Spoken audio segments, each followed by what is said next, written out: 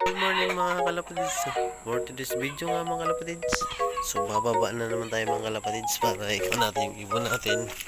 Check natin ito mga kalapatids, medyo malaki na yung mga inakay nila mga kalapatids. So yun yung si Vampira Line at saka si Bandimbrook mga kalapatids, ito yung inakay nila yun so nag-overfly kasi yung unang anak nila, so nawala. So yun mga kalapatids, dito tayo sa flyer natin. So yun mga kalapatids, yun ito tayo sa flyer ko. So yun mga kalapatids, may anak na sila. May anak na yun, aray, ba't nasa langit to mga kalapatids.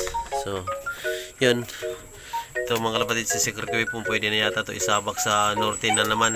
So iti-training na natin yan mamaya, isasama natin sa training. Medyo kumukhang tumataba-taba na siya konti, nakaka-recover siya mga kalapatids ng konti.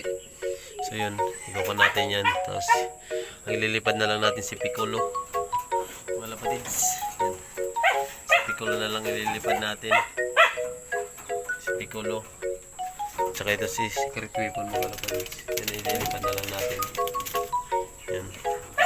So yun, nandito si mga kalapatids, yun na lang. So yun lang mga kalapatids. So hanggang dito lang muna. So babush.